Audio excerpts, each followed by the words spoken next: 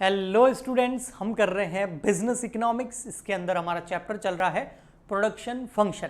Production function का आज का जो लेक्चर है वो है लेक्चर नंबर 4।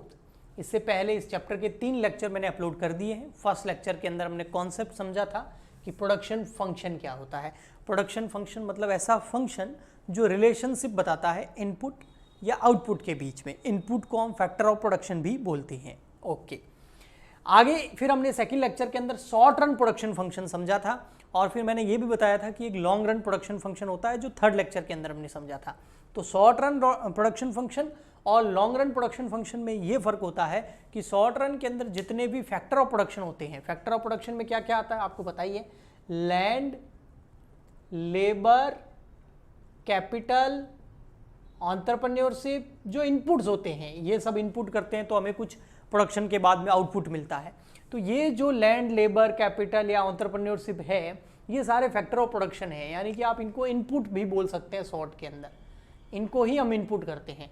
तो ये जो फैक्टर ऑफ प्रोडक्शन है शॉर्ट रन के अंदर क्या होते हैं, कुछ फैक्टर ऑफ प्रोडक्शन फिक्स होते हैं, कुछ वेरिएबल होते हैं, प्रोडक्शन के साथ इंक्रीज और डिक्रीज होते हैं। लेकिन लॉन्ग रन के अंदर क्या होता है, लंबे टाइम पीरियड की बात करें तो सारे के सारे फैक्टर ऑफ प्रोडक्शन जो इनपुट्स होते हैं, all factor of production are variable.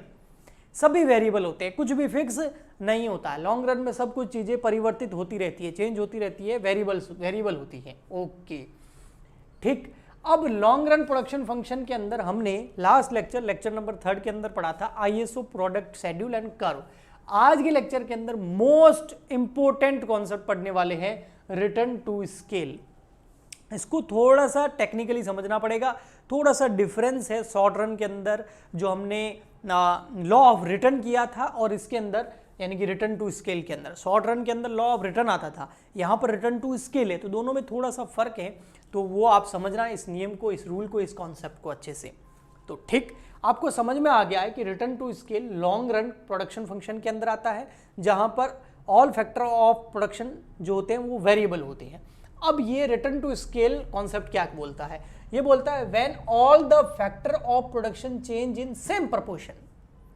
तो यहां पर कुछ इसने चीज बोली, इसने बोला देखो यहां प्रोडक्शन फंक्शन यानी कि फैक्टर ऑफ प्रोडक्शन यानी कि लैंड, लेबर, कैपिटल, एंटरप्रेन्योरशिप जो इनपुट्स है उसकी बात कर रहा है। तो इनपुट के अंदर चेंज करना है, लेकिन कैसे, सेम प्रोपोर्शन में। अगर आप लैंड को 10% इंक्रीज कर रहे हैं तो लेबर को भी 10% इंक्रीज करेंगे और फिर आप कैपिटल को भी 10% इंक्रीज करेंगे, एंटरप्रेन्योरशिप रिस्क वगैरह जो है उसको भी 10% इंक्रीज करेंगे।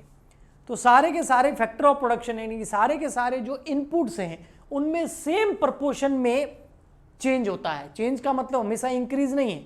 अगर आप लेबर, मटेरियल, कैपिटल हो गई, लैंड हो गई या एंटरप्रेन्योरशिप हो गई, जो इनपुट है उसके अंदर सभी में अगर चेंज करोगे तो सेम प्रोपोर्शन में करोगे। सभी में 10% इंक्रीज या सभी में 10% डिक्रीज, सभी में 5% इंक्रीज या सभी में 5% डिक्रीज।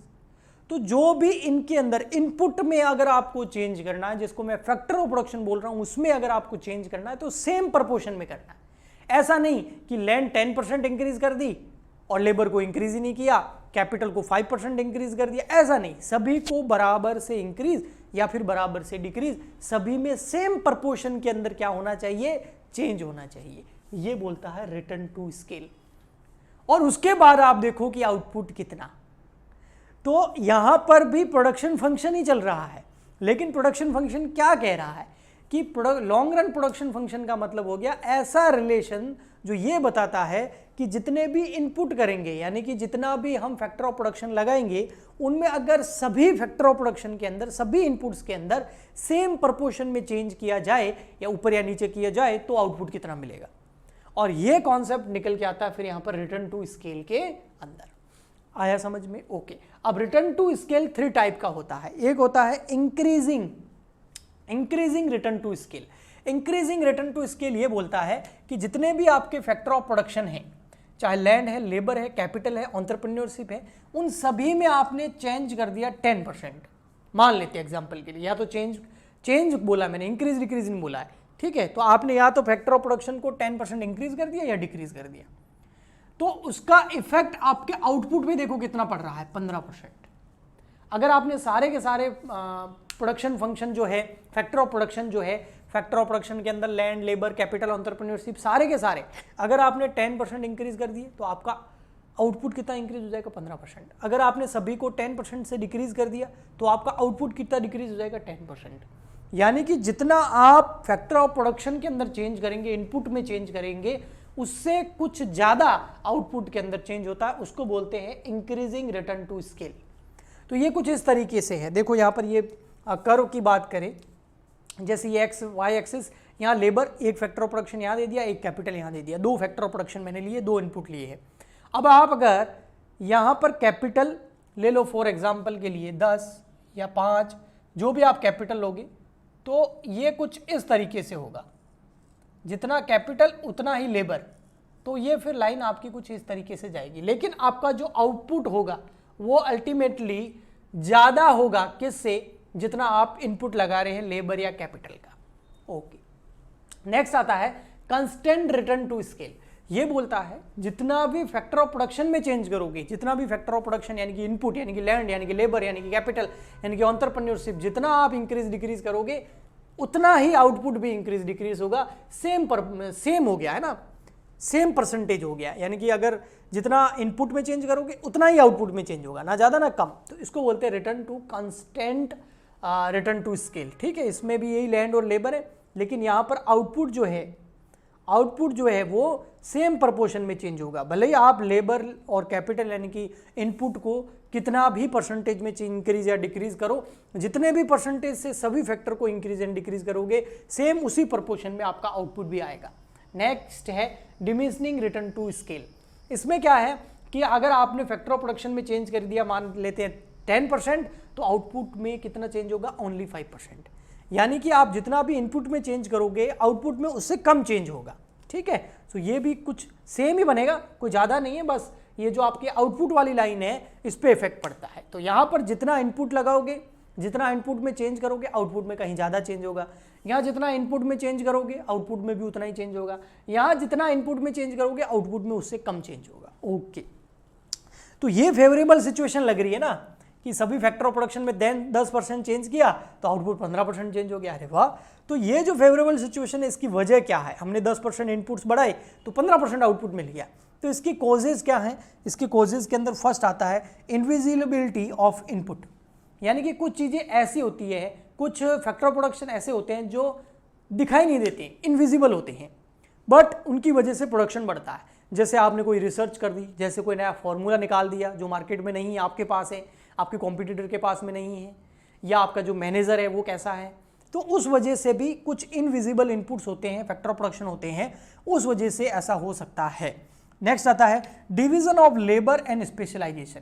आपने जो काम है उनको छोटे छोटे टुकड़ों में बांट दिया और हर वर्क को आपने एक स्पेशल टीम को दे दिया जो उस काम में महारत हासिल है, उसके पास विशिष्टीकरण है, स्पेशलाइजेशन है, तो फिर आपका एफिशिएंसी ज़्यादा लगेगा ना।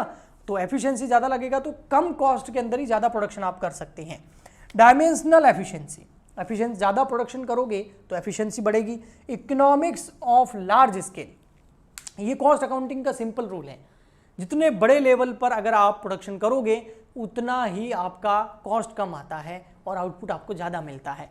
ठीक है, इसके कोई कॉजेज नहीं है, इसके कॉजेज ज़रूर है कि ऐसा क्यों होता है कि इनपुट तो करते हैं ज़्यादा और आउटपुट होता है कम। तो उसमें फर्स्ट आता है diseconomics on large scale. या तो आप बड़े स्केल पर अपना बिजनेस नहीं कर रहे हो, यानी कि आप अपनी 100% कैपेसिटी का यूटिलाइजेशन नहीं कर रहे हो, पूरा का पूरा यूटिलाइजेशन नहीं कर रहे हो, जिस वजह से आपका आउटपुट कम आ रहा है। डिले इन डिसीजन मेकिंग, जो डिसीजन है वो फटाफट नहीं ले रहे हो, निर्णय फटाफट नहीं ले रहे हो, अपॉर्चुनिटी जा रही है, और अगर डिसीजन एक तो लेट लिया उसके बाद उसको इम्प्लीमेंट यानी कि उसको लागू भी सही रूप से नहीं कर रहे हो। मैनेजरियल एफिशिएंसी, आपकी जो मैनेजर है उनकी एफिशिएंसी उतनी अच्छी नहीं है। या फिर एंटरप्रेन्योर नॉट वेरिएबल। अब देखो, आपने काम तो बहुत बढ़ा दिया लेकिन आपका जो एंटरप्रेन्योर है वो तो वेरिएबल है नहीं, तो उसमें फिर वो इतना हैंडल कर पाएगा प्रेशर को। फिर over exploitation of square inputs, या फिर आपके पास जो इनपुट्स हैं, जो मशीनरी है, जो प्लांट है, उसका आप कहीं बहुत उसकी कैपेसिटी से ज़्यादा तो यूज़ नहीं कर रहे हो, तो भी मामला गड़बड़ हो जाता है। ठीक है, सो ये थे आपके रिटर्न टू स्केल के 3 types. Increasing return to scale, constant return to scale, diminishing return to scale. I hope आपको समझ में आया होगा रिटर्न टू स्केल, जो कि हम पढ़ते हैं लॉन्ग रन प्रोडक्शन फंक्शन के अंदर। और इसी के साथ प्रोडक्शन फंक्शन चैप्टर कंप्लीट हो गया है। नेक्स्ट लेक्चर में हम न्यू चैप्टर स्टार्ट करेंगे। अच्छा लगा है तो लाइक करें, क्योंकि मुझे कैसे पता चलेगा कि आपको ये पसंद आया। तो उसके लिए यूट्यूब ने लाइक बटन दिया है, उसको दबाएं। औरों की हेल्प करना चाहते हैं तो शेयर कीजिए, और कुछ पूछना चाहता है तो कमेंट कीजिए, और वीडियो चाहते हैं तो सब्सक्राइब करके नोटिफिकेशन बेल दबा दीजिए। हम मिलते हैं नेक्स्ट वीडियो में। आज के लिए इतना ही, तब तक के लिए goodbye and thank you.